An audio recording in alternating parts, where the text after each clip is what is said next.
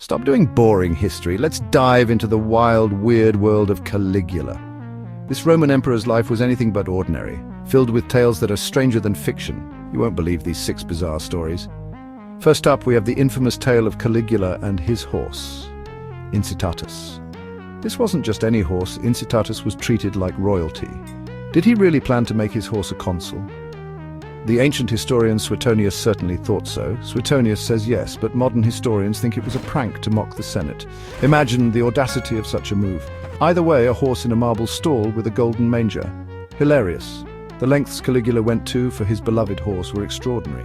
Next, Caligula declared war on the sea. Yes, you heard that right. He marched his troops to the English Channel, ordered them to stab the waves and collect seashells as spoils. This bizarre act was meant to show his dominance over Neptune, the god of the sea. Dio says it was a bizarre victory parade. Imagine the confusion and amusement of the soldiers. Neptune's probably still laughing. This act of madness was just one of many that defined Caligula's reign. Then he turned the palace into a brothel. This wasn't just any brothel, but one that catered to the elite, charging noblemen to sleep with senators' wives while he watched. This act was less about lust and more about power. Less about lust, more about humiliating the elite.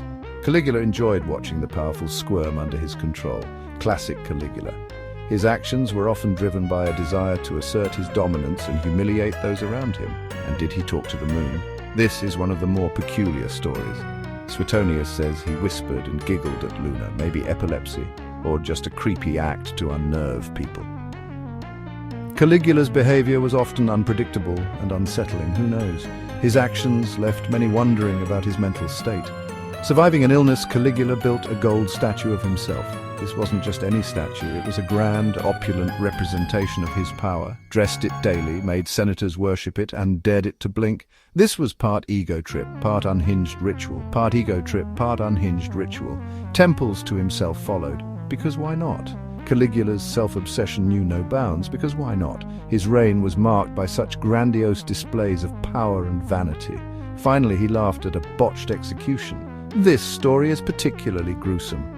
The axeman hacked a prisoner 30 times while Caligula cackled and munched snacks. Sadistic or exaggerated? This act of cruelty was either a testament to his sadism or a tale spun by his enemies.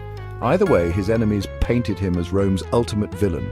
His reputation was forever tarnished by these stories. Caligula's reign was a whirlwind of madness and power plays. His actions, whether fact or fiction, have left an indelible mark on history.